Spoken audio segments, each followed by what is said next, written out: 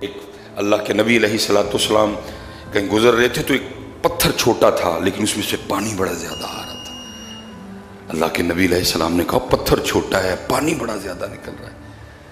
آپ نے اللہ کی بارگاہ میں عرض کی رب کریم یہ کیا ہے، پتھر چھوٹا ہے پانی اتنا زیادہ؟ اللہ نے فرمایا میرے نبی پتھر سے ہی پوچھیں وہ آپ کو جواب دے گا۔ آپ نے پتھر سے پوچھا وہ ہے چھوٹا ہے پانی اتنا زیادہ؟ وہ کہتا ہے جی جب سے میں نے یہ سنا ہے نا کہ جو جہنم کی آگ ہے اس آگ کو انسانوں اور پتھروں کے ذریعے بھڑکایا جائے گا۔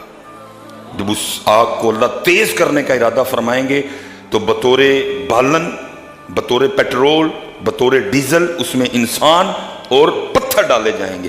میں اس خوف سے رو رہا ہوں کہ کہیں ان پتھروں میں جن کو جہنم کی آگ کو بھڑکانے کے لیے یوز کیا جائے گا کہیں ان پتھروں میں مجھے بھی نہ شامل کر دیا جائے۔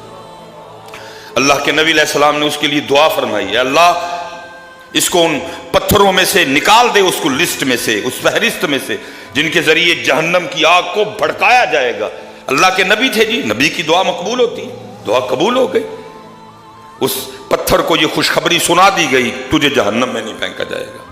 اللہ کے نبی تشریف لے گئے، جب آپ واپس تشریف لائے تو اسی طرح پانی نکل رہا تھا۔ وہ پانی نہیں تھے، وہ پتھر کے آنسو تھے۔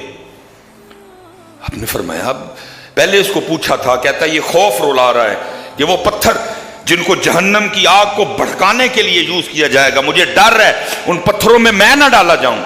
میں نے اللہ کے حضور اس کے لیے دعا کی، اللہ نے اس کو خوشخبری بھی سنا دی تجھے نہیں جہنم میں ڈالا جائے گا۔ اب کیوں رو رہا ہے یہ؟ آپ نے پوچھا پتھرا اب کیوں روتا ہے؟ وہ عرض کر رہا ہے حضرت پہلے خوف سے رو رہا تھا اب شکریہ میں رو رہا ہوں۔